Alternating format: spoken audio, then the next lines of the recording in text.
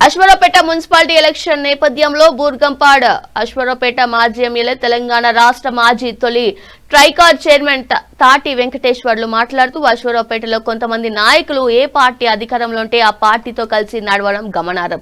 అలాంటి వారిని నమ్మొద్దన్నారు. అశ్వరావుపేట మున్సిపల్ ఎన్నికల బీఆర్ఎస్ ఇన్ఛార్జ్ ఉప్పల వెంకటరమణ మాట్లాడుతూ కాంగ్రెస్ పాలకులకు భయపడేదే లేదు. ఇచ్చిన హామీలను నెరవేర్చకుండా రైతు బంధు వేయడానికి కాంగ్రెస్ కి ఎన్నికల కోడ్ అడ్డు వచ్చిందన్నారు. రైతులను అమాయక ప్రజలను మోసం చేస్తుందని కాంగ్రెస్ పార్టీ అని వ్యాఖ్యానించారు. కారు గుర్తుకు ఓటు వేసి బీఆర్ఎస్ పార్టీని గెలిపించండి. సక్రమంగా సంక్షేమ పథకాలు, రైతు బంధులు, రైతు బీమాలు అందిస్తామని పేర్కొన్నారు. ఈ కార్యక్రమంలో అశ్వరావుపేట మాజీ ఎమ్మెల్యే మెచ్చ నాగేశ్వరరావు, నియోజకవర్గ నాయకులు, మండల నాయకులు, వార్డు ప్రజలు, పార్టీ నాయకులు మరియు కార్యకర్తలు పాల్గొని అభ్యర్థులకు మద్దతు తెలిపారు.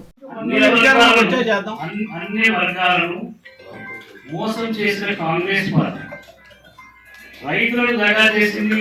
రైతు బంధువులు 10,000 మేము ఇస్తా ఉంటే 15,000 ఇస్తామని చెప్పి 12,000కే పరిమితమై 3 ట్రిప్పులు 3 దఫాలుగా ఎగ్గొట్టిన పార్టీ కాంగ్రెస్ పార్టీ. మేము దళితులకు 10 లక్షలు ఆర్థిక సహాయం చేస్తామని చెప్పి ఇచ్చినాం. అనేక ఈ జిల్లాలోనే బట్టి విక్రమార్క నియోజకవర్గంలో చింతకాలని పైలట్ ప్రాజెక్ట్ కింద చేసి పూర్తి మండలాన్ని కూర్చున్నాం. అన్ని వర్గాలను, మహిళలను కానీ, గర్భిణులను కానీ, వివాహం చేసుకుంటే కానీ, ముస్లిం వర్గాలకు షాదీ ముబారక్ కానీ, విధంగా అన్ని వర్గాలకు కేసీఆర్ గారి ప్రభుత్వంలో 10 సంవత్సరాలు అండదండలు అందించినటువంటి పార్టీ బీఆర్ఎస్ పార్టీ. ఈ పార్టీని దయచేసి అశ్వారావుపేట మున్సిపాలిటీలో ఉన్న ప్రతి ఓటరు కూడా కేసీఆర్ గారు ఏం చేసిందో ఒక్కసారి మీరు బేరీజు వేసుకొని కాంగ్రెస్ పార్టీ ఏ రకంగా మోసం చేసిందో ఒకసారి ఆలోచించి ఓట్లు వేయాలని చెప్పి మేము విజ్ఞప్తి చేస్తాం. అదేవిధంగా ఉన్న తాటి వెంకటేశ్వర గారు చర్చలు తీస్తున్నారు. మంచి మాట. ఏ పార్టీ అధికారంలో ఉన్నా ఒకే వ్యక్తి అశ్వారావుపేటలో చక్రం తిప్పడానికి అలవాటు పడి అదొక కొత్త సంస్కృతి అని అన్నారు. ఆ సంస్కృతి అనడానికి అన్నకి ఏ ఇబ్బంది అయిందో నాకు తెలియదు, కానీ ఆ సంస్కృతి పేరు రాజకీయ వ్యభిచారం. ఇది పార్లమెంటరీ పదవి, ఏ అన్పార్లమెంటరీ పదవి కాదు. ఏ రాజకీయ పార్టీ అధికారంలో ఉన్న ఒక్క వ్యక్తి, ఆ వ్యక్తి పేరు జూపల్లి రమేష్ గారు.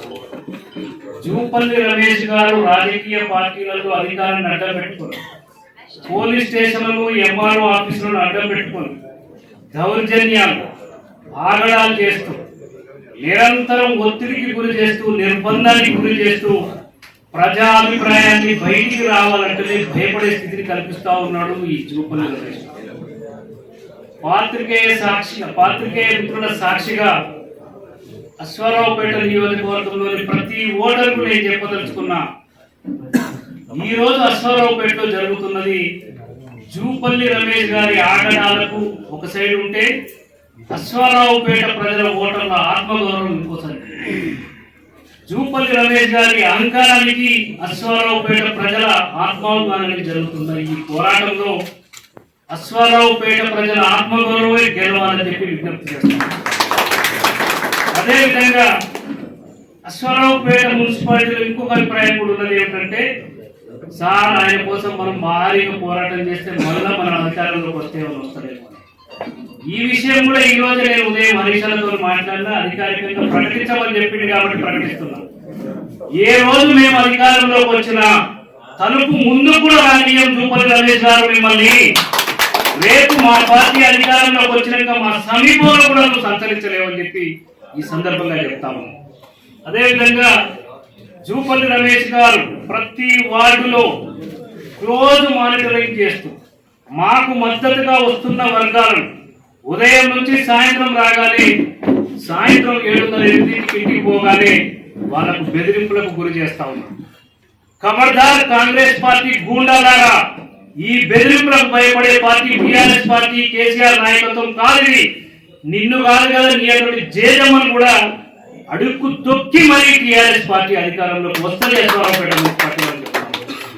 పాత్రికేయ మిత్రులకు కూడా ఇంకొకటి బిగ్ బ్రేకింగ్ ఇవ్వబోతున్నా, మీరు చెప్పండి. దయచేసి ఎవరన్నా సాపేక్షంగా ఏ పక్షాన లేకుండా అన్భయాసులుగా ఉండే పాత్రికేయ మిత్రుడు ఎవరైనా ఉంటే చూడండి. 13వ వార్డులో ఎవరైతే బెదిరింపులకు గురి చేస్తున్నాడో, ఎవరైతే నేను చక్రం గిర్ర తిప్పుతానని కలలు అంటున్నాడో మున్సిపాలిటీలో